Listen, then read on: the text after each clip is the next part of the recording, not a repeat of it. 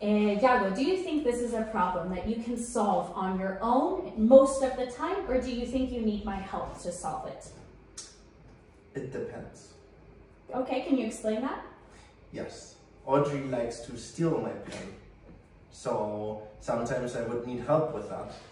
Exactly, so that would be a good example. If it's just that you can't find a pencil, it has gotten lost in your school bag, that's something that I think you could solve on your own, right? We can look in your school bag, in your desk, or you can go to our pencil cabinet, okay?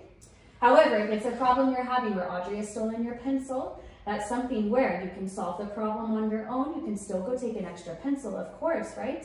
However, later you can talk to me during our tutoring hours, and you can say, hey, I'm having a problem with Audrey, can you help me, right? So this is a good example of a mixed situation where you can solve the problem right away on your own, and then later we can talk together and maybe with Audrey as well and solve the problem further down the line, okay?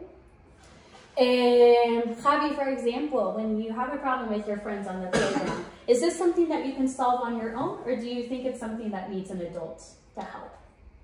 I think I need your help because I've already talked to the other kids, but they don't listen. Exactly, right? So this is something, if we're having a problem on many different days, this is something that we maybe need to talk to a grown-up about, because maybe if our friends aren't listening to us or they're not being polite with us, we need a grown-up to help mediate the situation, we can say, right? So to make sure that everybody is having a good time and everybody is enjoying their recess. Good, so what are we going to do now?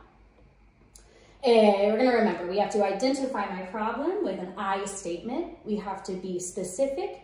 We have to think about our possible solutions. What can I do, or what do I need a grown-up to help me with?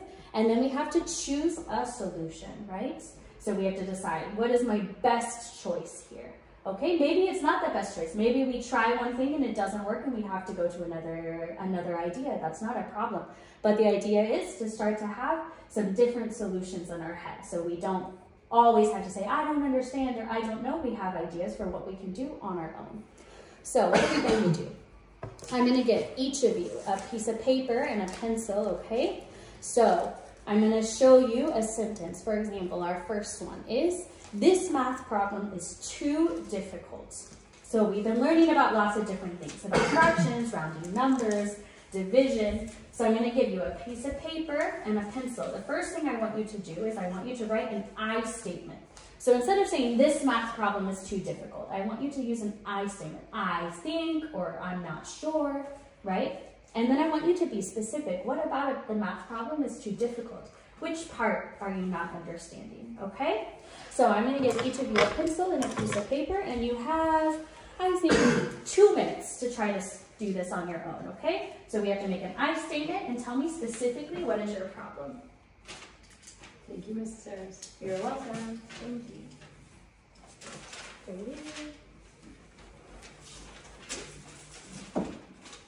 Very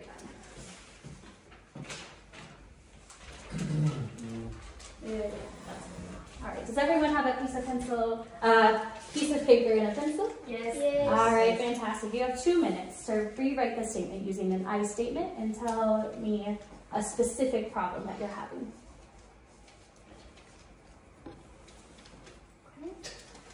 And Yago and Javi, I would really love for you to focus on your own papers, please. Yeah, it's always like that. I'm finished. You're finished? Okay, wait patiently just a moment, and we'll go through it all together.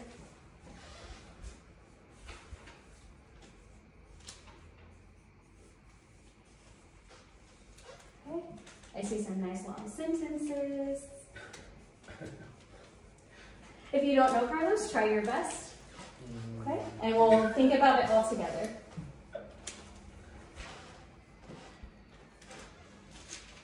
You can keep it on your own, and I'll have you all volunteer to read me your sentences, okay? Do we write our names on our paper? I would love for you to write your name at the top of the paper. I think that's very good practice, right? Only one sentence? Only one sentence for the moment, yeah. So many problems. My first name and my last name? I would love your first name and your last name. You're the only Natasha here, but if we ever have a new student join, then maybe we have a problem then. Okay, raise your hand if you have finished. Fantastic. Perfect. All right, who would like to volunteer to read their sentence for me? I don't have lunch for today. I don't have lunch for today. That's a very good sentence, Carlos, but it doesn't